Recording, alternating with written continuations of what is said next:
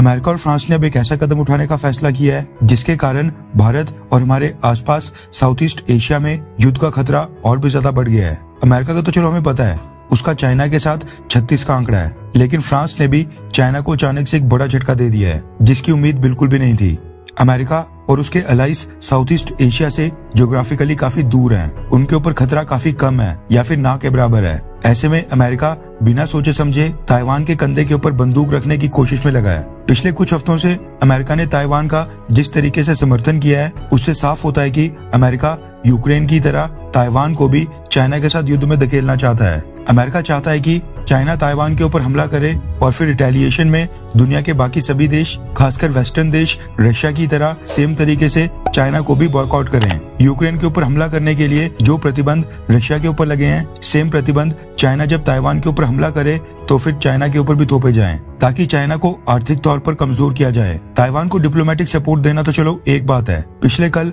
America ने Ukraine की तरह ही ताइवान को भी आर्म्स पैकेज देने की घोषणा की है। रिपोर्ट्स के मुताबिक पिछले कल अमेरिका ने घोषणा की है कि वो आने वाले कुछ ही दिनों के अंदर ताइवान को 1.1 बिलियन डॉलर्स के हथियार सप्लाई करेगा। हथियारों में अब अमेरिका ताइवान को डेडली वेपन्स देने की तैयारी कर रहा है, जिनमें एयर टू एयर और air to surface sidewinder missiles, harpoon anti ship missiles के साथ साथ ताइवान के सर्विलांस रेडार प्रोग्राम के लिए सपोर्ट भी शामिल है। यानी अमेरिका ताइवान को ऐसी मिसाइल्स दे रहा है जो हवा से हवा और हवा से जमीन के ऊपर हमला करने में सक्षम होंगी, और ताइवान के चारों तरफ के रीजन के रेडार सर्विलांस का डेटा भी ताइवान को दिया जाएगा। ये सब युद्ध की स्थिति में ताइवान के लिए काफी मददगार साबित हो सकता है। अमेरिका ने तो चलो ताइवान के लिए आर्म्स पैकेज की घोषणा कर ही दी, ये तो अमेरिका से एक्सपेक्टेड भी था, लेकिन हैरानी वाली बात यह है कि फ्रांस भी अब इस ताइवान मसले के बीच में अचानक से कूद पड़ा है। दरअसल अमेरिका की स्पीकर नैन्सी पेलोसी के बाद अब फ्रांस ने भी डिसाइड किया है कि वो भी ताइवान में ताइवान की लीडरशिप के सपोर्ट में एक डेलीगेशन भेजेगा। रिपोर्ट्स के मुताबिक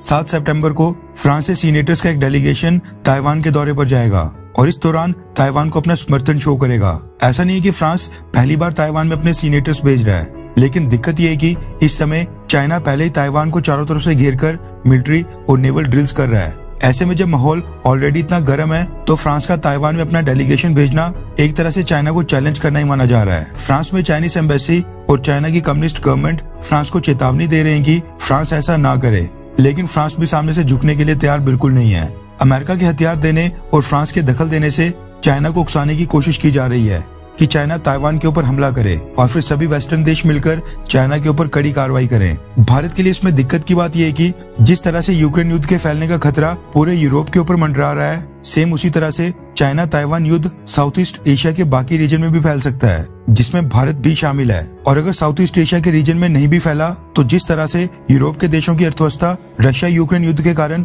आज की डेट में पूरी तरह से बर्बाद हो रही है, वहाँ पर एनर्जी प्राइसेस डबल से ट्रिपल हो गए हैं, इन्फ्लेशन रेट यानी कि महंगाई दर आसमान छू रही है, उनकी करेंसी लगातार डिवैल्यूएट हो रही है और आर्थिक रफ्तार सारे के सारे यूरोपियन देशों की रुक गई है। सेम उसी तरह से अगर चाइना ताइवान के ऊपर हमला करता है तो फिर साउथ ईस्ट एशिया में भी सेम वही सब होगा और भारत की ग्रोथ के ऊपर भी इसका काफी नेगेटिव असर पड़ेगा। ऐसे में साउथ ईस्ट एशिया में युद्ध भारत के फेवर में तो बिल्कुल भी नहीं है, लेकिन अमेरिका, फ्रांस और ये वेस्टर्न देश जिस तरह से चाइना को उकसाने की कोशिश कर रहे हैं, उससे लगता है कि चाइना जल्दी ताइवान के ऊपर हमला करके ताइवान को अपने साथ रीयूनिफाई करने की कोशिश करेगा और फिर एशिया का भी वही हाल होगा जो आज की डेट में यूरोप का हो रहा है। खैर, आपको क्या लगता है कि क्या अमेरिका युद्ध में ताइवान की मदद करेगा, हाँ या फिर नहीं? अफगानिस्तान और यूक्रेन की तरह ताइवान को अकेले छोड़ देगा? नीचे कमेंट करके अपनी राय जरूर बताएं।